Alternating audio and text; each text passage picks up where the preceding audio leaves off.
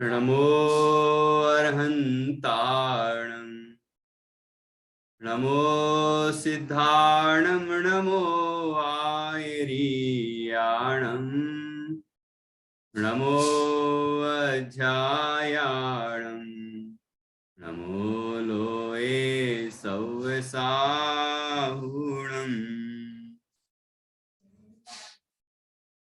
मंगलम भगवान वीरो मंगलम गौतमो गणी मंगलम कुंद कुंदाद्यो जैन धर्मोस्तु मंगलम सर्वमंगल मांगल्यम सर्वकल्याणकारकम प्रधानम सर्वधर्माणां जैनम जयतु शासनम जैनम जयतु शासनम जीवम दौवम जिणवर वसहैण जैणिणी देठम देविंद विंद वंदम वंदे तम सवदा सिरसा।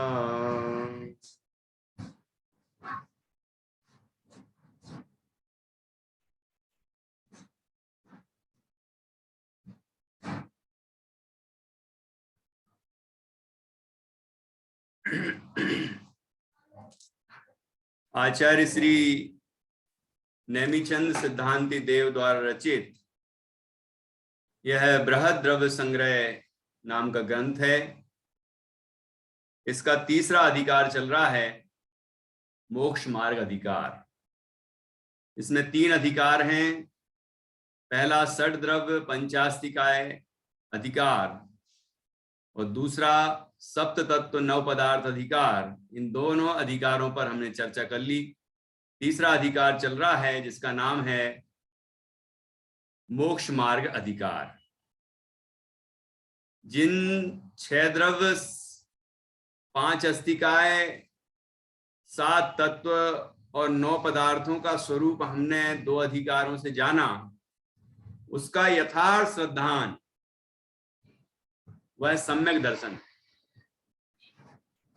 उसका यथार्थ श्रद्धान अर्थात उनमें हे कौन, ये कौन, उपादेय कौन, ऐसा श्रद्धान और आश्रयभूत उपादेय परम उपादेय जो शुद्ध चैतन्य आत्मा है, उसका श्रद्धान कि मैं शुद्ध चैतन्य हूं, ऐसी श्रद्धा विश्वास, ऐसी अनुभूति पूर्वक प्रतीति, सच्ची प्रतीति सम्यक दर्शन है।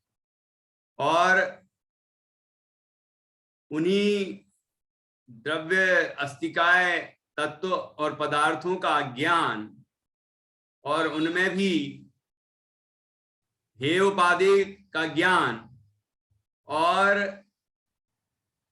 परम उपादेय आश्रय करने योग्य अपने शुद्ध चैतन्य आत्मा का ज्ञान अनुभव, वह सम्यक ज्ञान है। और सम्यक दर्शन और सम्यक ज्ञान पूर्वक अपने स्वरूप में लीनता, उसका नाम सम्यक चारित्र है। और साथ में ही जो बाह्य में जो होने वाले पाप हैं उनका छोड़ना, इच्छाओं का निरोध होना इत्यादि, व्रत तप इत्यादि जो हैं वो भी चारित्र हैं। तो इस तरह से निश्चय और व्यवहार मोक्ष मार्ग की चर्चा इस अधिकार में की गई है। और 39वीं गाथा से अधिकार शुरू हुआ और 39वीं गाथा में सर्वप्रथम व्यवहार और निश्चय मोक्ष मार्ग की चर्चा की। उसके बाद कहा कि जो निश्चय रत्नत्रय है, उस रत्नत्रय स्वरूप शुद्धात्मा है, वह आत्मा ही वास्तव में मोक्ष मार्ग है। क्योंकि रत्नत्रय आत्मा को छोड़कर किसी अन्य द्रव्य में नहीं होता, आत्मा में ही होता है। तो आत्मा का स्वरूप है वो, तो आत्मा ही मोक्ष मार्ग है। रत्नत्रय स्वरूप आत्मा ही मोक्ष मार्ग है। ये बात कही 40वीं गाथा में। फिर 41वीं गाथा में सम्यक दर्शन का स्वरूप बताया और फिर 42वीं गाथा में सम्यक ज्ञान का स्वरूप बताया, और 43वीं गाथा में भी सम्यक ज्ञान के प्रकरण से ही संबंधित यहाँ ज्ञान का प्रकरण आया। तो ज्ञान के साथ दर्शन जो गुण होता है, ज्ञान और दर्शन लक्षण है, ज्ञान और उपयोग और दर्शन उपयोग, वह है जो उसमें दर्शन का क्या अर्थ है, क्या स्वरूप है, ये भी बताया है। क्योंकि दर्शन ज्ञान दर्शन पूरक ही होता है, इसलिए सम्यक ज्ञान होगा तो दर्शन पूरक ही होगा ना। इसलिए दर्शन का स्वरूप भी बताया गया है। साथ में ये भी बताया कि ज्ञान दर्शन गुणों में जो दर्शन है वह उसका स्वरूप सत्तावलोकन है, वस्तु के सत्ता मात्र का अवलोकन करने वाला दर्शन है। और यह दर्शन श्रद्धा, सम्यक दर्शन में जो दर्शन शब्द है उससे अलग है। सम्यक दर्शन में जो दर्शन शब्द है वह श्रद्धान के अर्थ में है, विश्वास प्रतीति के अर्थ में है। और ये जो दर्शन है, दर्शन गुण है, यह सत्तावलोकन रूप है, लक्षण युक्त है। ये बात यहाँ 43वीं गाथा में समझाई। फिर 44वीं गाथा में उनकी व्यवस्था बताई कि ज्ञानोपयोग दर्शनोपयोग पूर्वक होता है, दर्शन पूर्वक ज्ञान होता है। तो छदमस्तों को तो ऐसा ही होता है, दर्शन पूर्वक ज्ञान। लेकिन क्षायक ज्ञान वालों को, अर्थात केवली भगवान को, अरहंत और सिद्ध परमात्मा को दर्शन और ज्ञान दोनों साथ साथ ही होते हैं, क्योंकि वो क्षायक भाव है। ज्ञान भी क्षायक, दर्शन भी क्षायक, तो दोनों एक साथ प्रकट हैं। और दोनों का स्वरूप है, दर्शन का स्वरूप है समस्त लोकालोक को एक साथ अवलोकन करना, देखना। और ज्ञान का स्वरूप है संपूर्ण लोकालोक को एक साथ जानना। तो दोनों एक साथ ही प्रकट हैं, तो दोनों एक साथ ही काम करते हैं, इसलिए आगे पीछे नहीं, इनमें क्रम नहीं है। ठीक है। तो इस तरह केवल भगवान को ज्ञान और दर्शन युगपत होते हैं। वो छद्मस्थों को ज्ञान और दर्शन क्रमशः होते हैं, और उसमें भी दर्शन पूर्वक ज्ञान होता है। मति ज्ञान चक्षु दर्शन अचक्षु दर्शन पूर्वक होता है, श्रुत ज्ञान मति ज्ञान पूर्वक होता है, अवधि ज्ञान अवधि दर्शन पूर्वक होता है, और मनःप्रय ज्ञान इहा मति ज्ञान पूर्वक होता है। अब यहां पर प्रश्न उठ गया कि दो ज्ञान ऐसे हैं जो दर्शन पूर्वक नहीं होते। श्रुत ज्ञान मति ज्ञान पूर्वक होता है, मनःप्रय ज्ञान इहा मति ज्ञान पूर्वक होता है। तो दो ज्ञान तो मति ज्ञान पूर्वक हो गए, तो फिर क्या करें?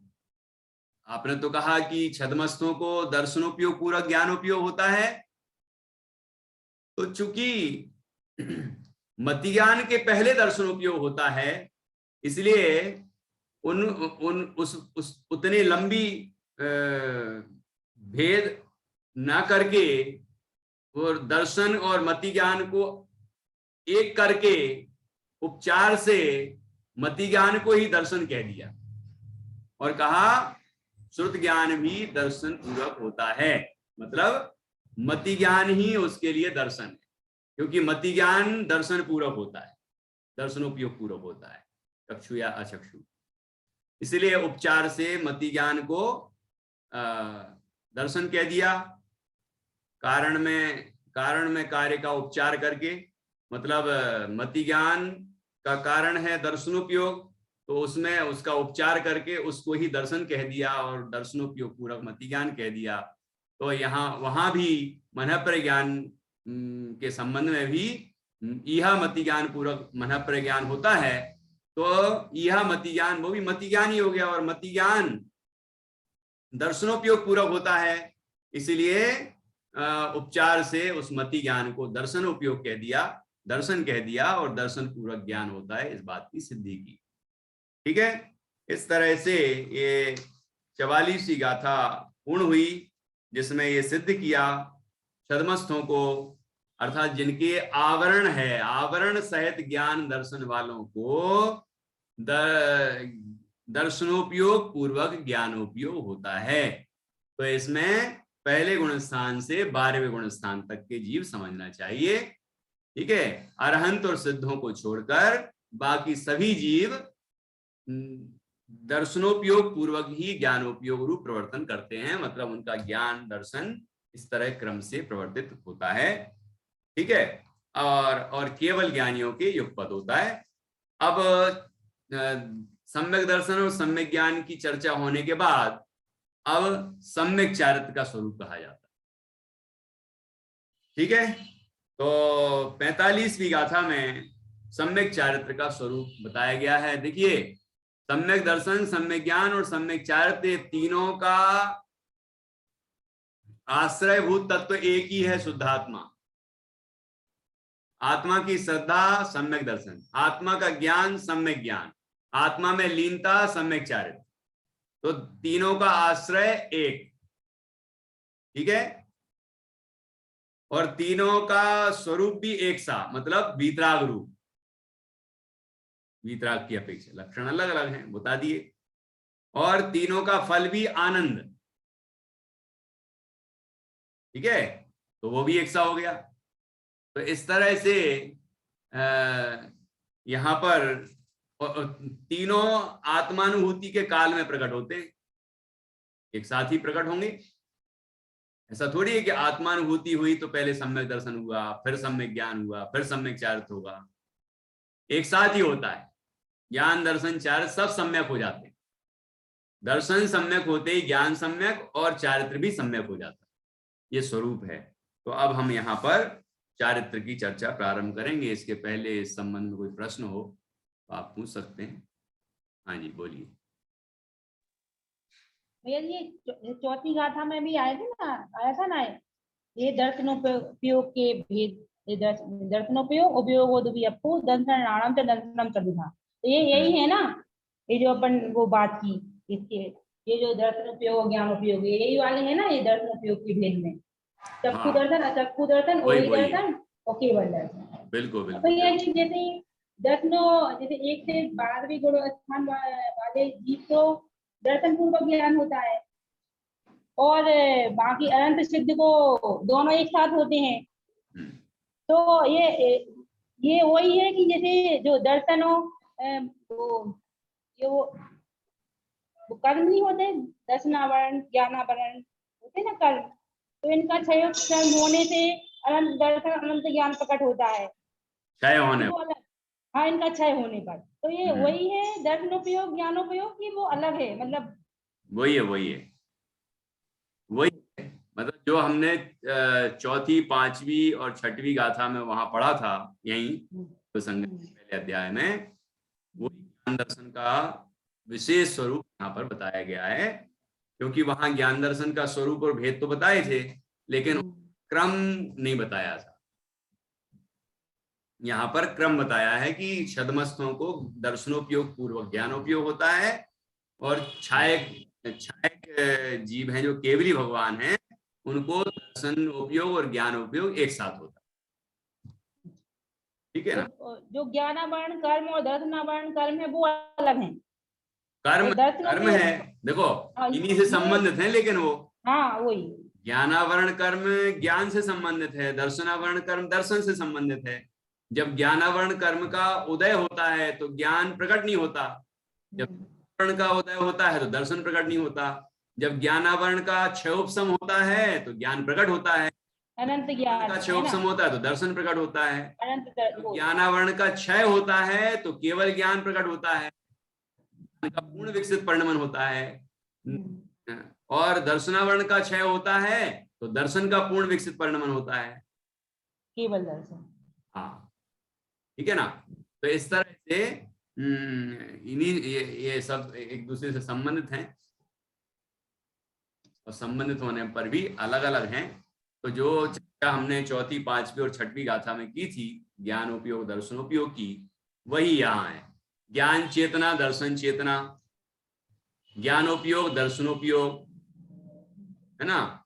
ज्ञान दर्शन स्वभाव, जीव का लक्षण और भैया जी जैसे कुछ है, लक्षण, ये सब यही स्वरूप यही है। नहीं एक ही जो है वो। दर्शन है ना, सबसे पहले दर्शन होता है कि कुछ है, देखा तो कुछ लगा है कुछ नहीं, है, वस्तु है। तब वस्तु है। कुछ है हाँ, तो कल भी संशय हो आपको जाएगा। बताया था कि कुछ है नहीं हाँ बोलो। हाँ, कुछ है नहीं, वस्तु है। वस्तु है, वस्तु है कुछ है का मतलब मतलब, अस्तित्व, अस्तित्व कुछ है का का मतलब हो आभास भी हुआ। सकता है और नहीं भी हो सकता है। कुछ में ऐसा हो सकता है कि है और नहीं है, और वस्तु है मतलब उसमें कुछ है। है वो अज्ञान रूप है, कुछ ये नहीं पता कि क्या है, और उसकी जिज्ञासा भी नहीं है।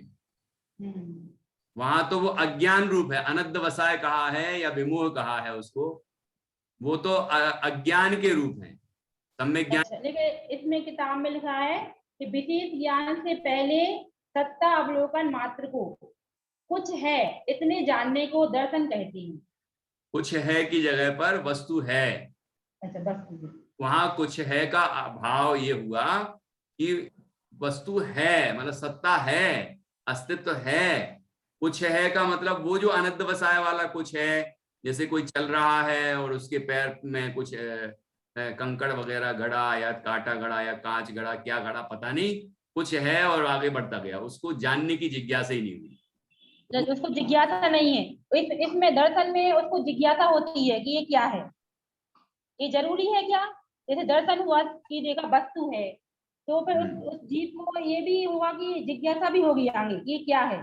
हाँ तो जरूरी है मतलब, कि दर्शन के बाद ज्ञान हो, या हाँ फिर वो दर्शन दर्शन के बाद करके ज्ञान होगा ना। और अरे कोई दर्शन करके ही जैसे वस्तु है और उसने जानने की जिज्ञासा नहीं हुई, ऐसा होता है क्या कि होती ही है जिज्ञासा। अवग्रह तक तो कहा है, जैसे कि दत्वार सूत्र में आया है,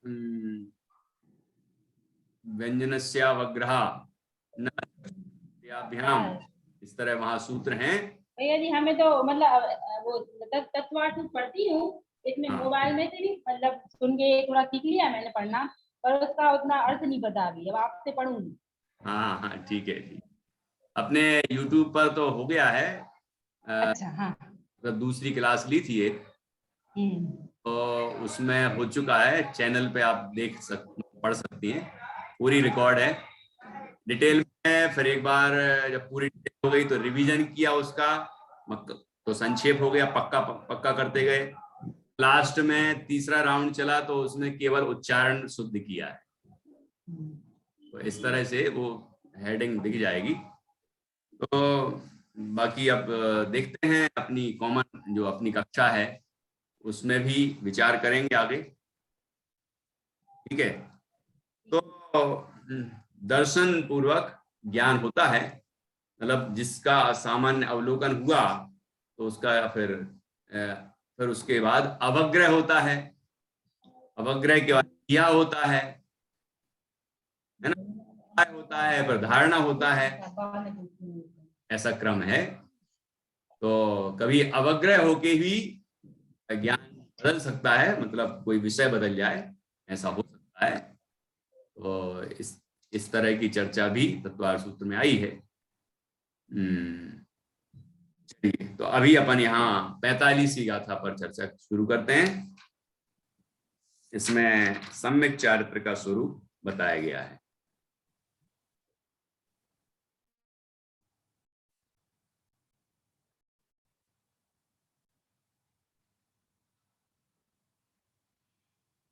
देखिए, पहले उत्थानिका है। उत्थानिका मतलब इसके बारे में जो थोड़ा सा बताया रहता है ऊपर, वो उत्थानिका कहलाती है। जैसे कि यहाँ नीचे हिंदी में पढ़ते हैं, अब सूचना दी रहती है गाथा में क्या बताने वाले, वो उत्थानिका कहलाती है। अब सम्यक दर्शन और सम्यक ज्ञान पूर्वक रत्नत्रयात्मक मोक्ष मार्ग के तीसरे अवयव रूप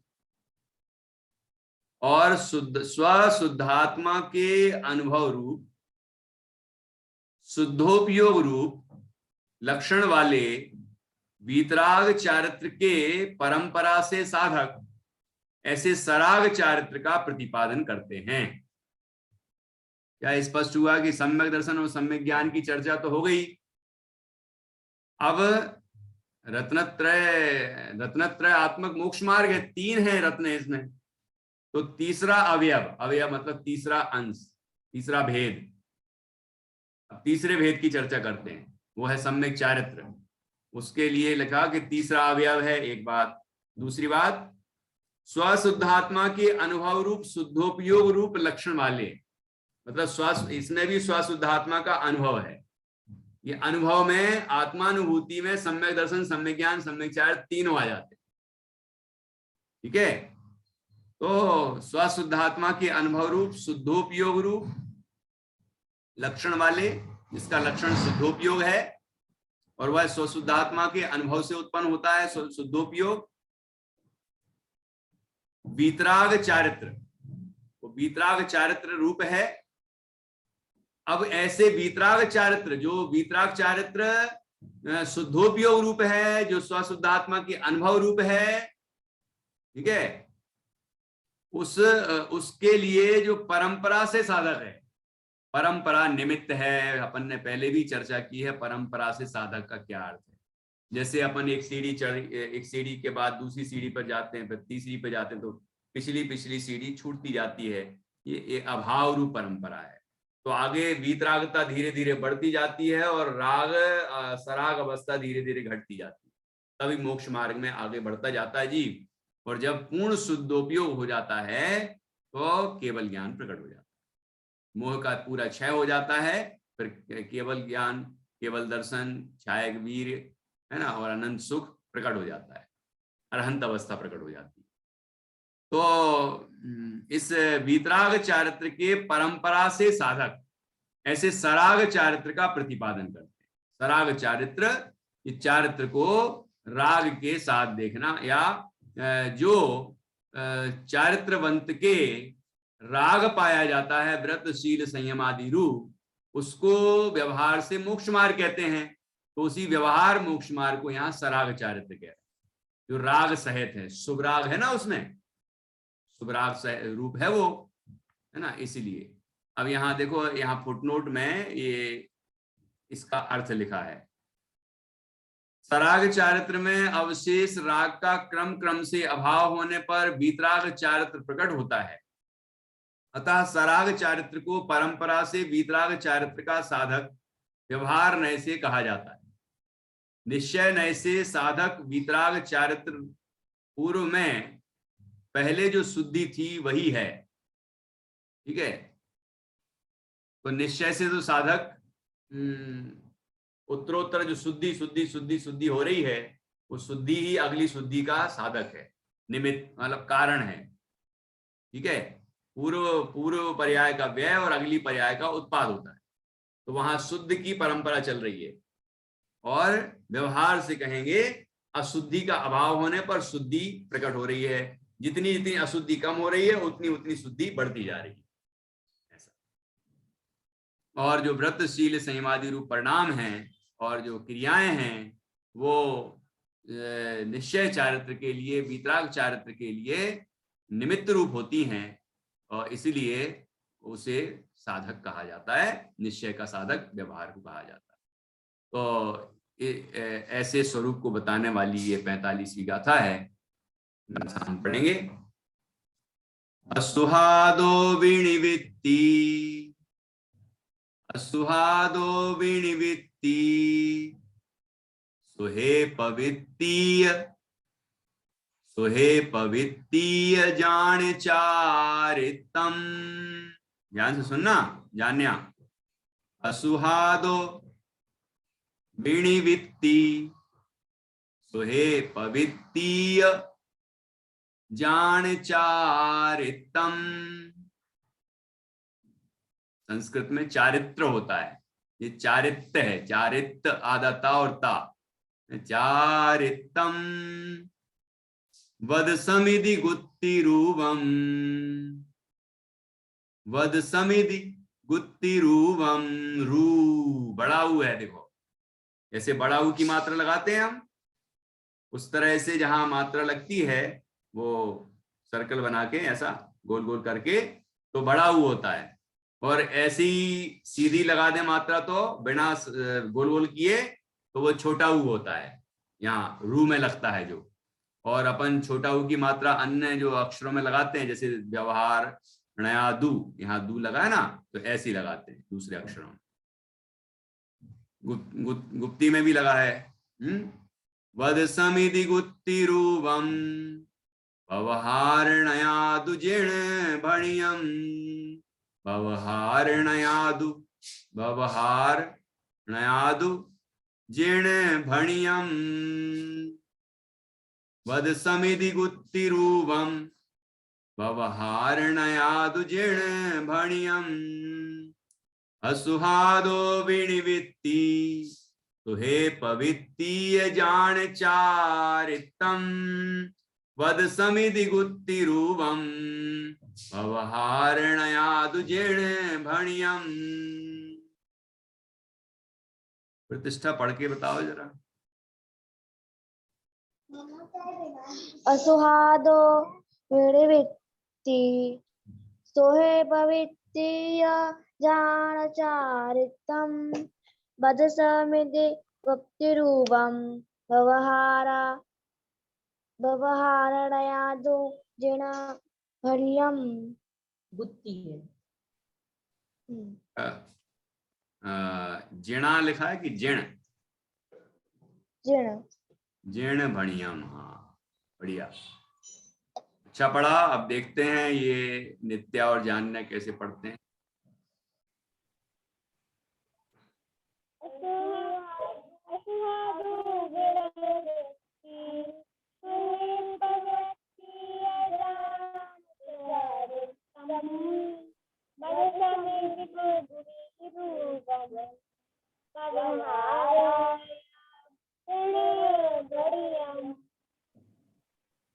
व्यवहारणयादु जिण भणियम।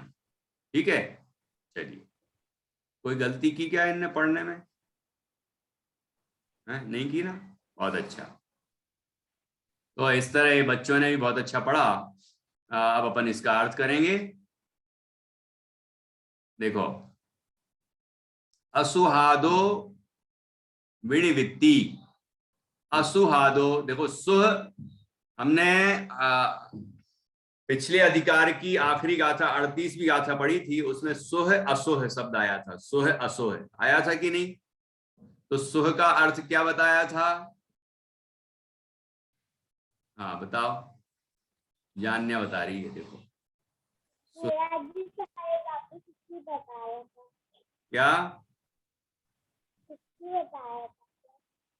भैया जी, शुभ और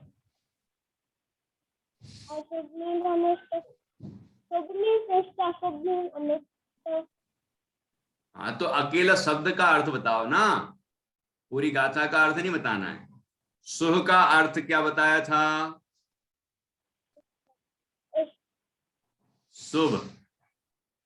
और असुह का अर्थ क्या बताया था? अशुभ, है ना? चलो, प्रतिष्ठा तुम्हें याद आया क्या? प्रतिष्ठा में पढ़ती कहाँ है? अच्छा, सोहे कहाँ है शुभ, असोहे कहाँ है अशुभ, और बस। भाव का भाव तो भाव। ठीक है, अब देखो, अब यहां पर क्या शब्द आया? असुहादो। असुहादो, असुह, असुह शब्द से आप परिचित हैं। असुह अर्थात अशुभ। अशुभ, असुहादो अशुभ से, असुहादो अर्थात अशुभ से। विनिवित्ति, विनिवित्ति विशेष प्रकार से निवृत्त होना, मतलब उसका अभाव होना। अशुभ भाव का अभाव होने पर, अशुभ भाव से निवृत्त होने पर, अशुभ भाव से छूटने पर, मुक्त होने पर, अशुभ भाव जैसे जैसे अभाव को प्राप्त होगा, दूर होगा, हमारे अंदर, हमारे परिणामों में अशुभ भाव नहीं होगा, तो क्या होगा? सुहे पवित्ति। देखो, अशुभ से हो रही है निवृत्ति, और शुभ, सुहे, सुहे अर्थात शुभ में पवित्ति, प्रवृत्ति हो रही है, मतलब शुभ रूप परिवर्तन हो रहा है। अंदर में शुभ भाव शुरू होंगे, शुभ भाव चल रहे होंगे, तो अशुभ भाव नहीं हो रहे होंगे। करे पाप की हानि, है ना? ये पाप की हानि हो रही है और पुण्य की वृद्धि हो रही है। अशुभ भाव नष्ट होते जा रहे हैं और शुभ भाव हो रहे हैं। तो असुहादो विनिवृत्ति सुहे पवित्ति या मतलब और कि अशुभ भाव से निवृत्ति होना और शुभ भाव में प्रवृत्ति होना, जान चारित्रम, उसे चारित्रम जान, उसे चारित्र जानना चाहिए। क्योंकि चारित्र का अर्थ, चारित्र की परिभाषा होती है निवृत्ति और प्रवृत्ति रूप। अशुभ से निवृत्ति, शुभ में प्रवृत्ति। फिर ये व्यवहार चारित्र, देखो नीचे लिखा व्यवहार नयादि। और जब शुभ अशुभ दोनों से निवृत्ति कहेंगे और शुद्ध भाव में प्रवृत्ति कहेंगे तो वो निश्चय चारित्र होगा। आ रहा है अंतर समझ में व्यवहार और निश्चय में? देखो अशुभ भाव से निवृत्ति और शुभ भाव में प्रवृत्ति, वह चारित्र जानना चाहिए। किस नय से जानना चाहिए चारित्र? व्यवहार नयादु, व्यवहार नय से जानना चाहिए। वो किस रूप होती है? वो प्रवृत्ति किस रूप है? कि वद समिधि गुत्ति रूपम। बताओ दीपा जी, वद और समिधि और गुत्ति का क्या अर्थ है? वद मीन्स व्रत, समिति मतलब समिति, और गुत्ति मतलब गुत्ति।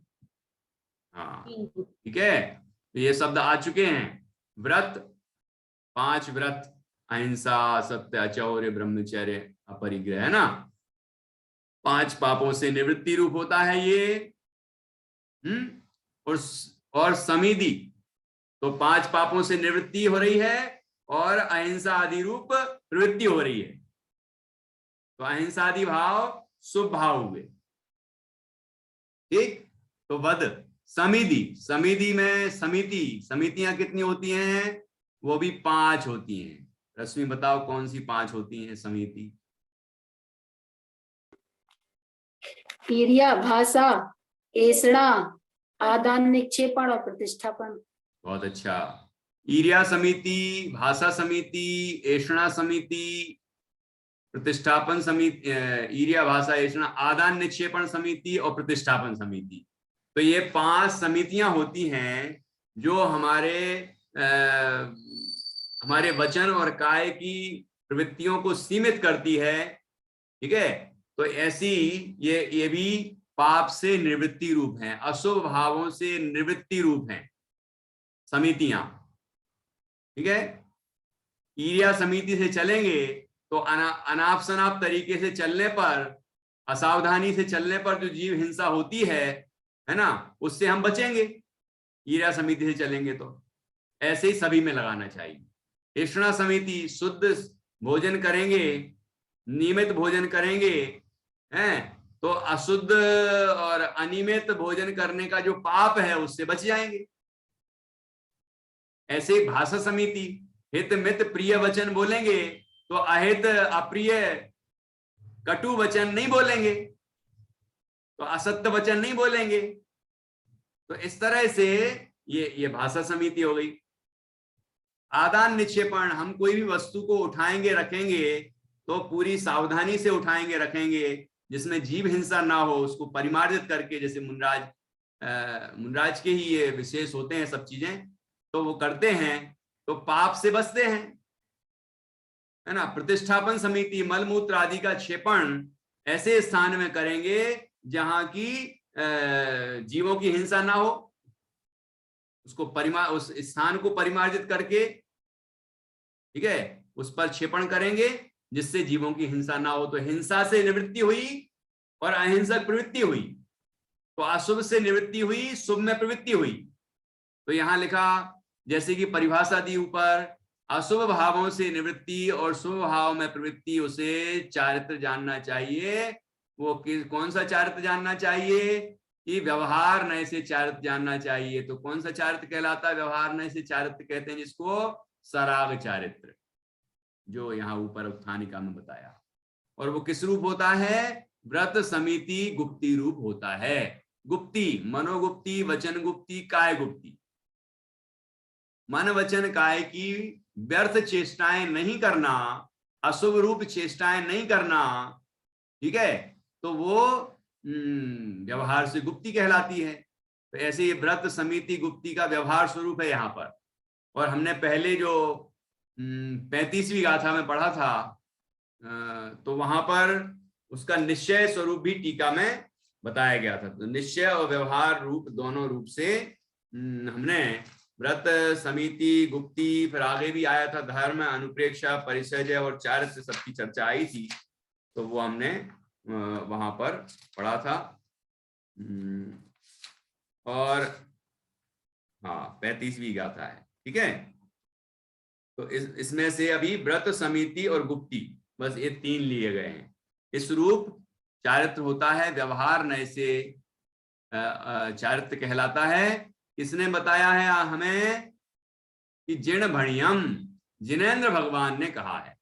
जिण भणियम, जिनेन्द्र भगवान ने कहा है, ठीक है।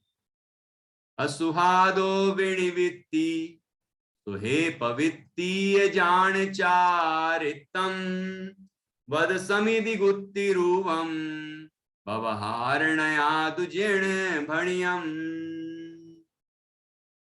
अब देखिए गाथा अर्थ और फिर टीका।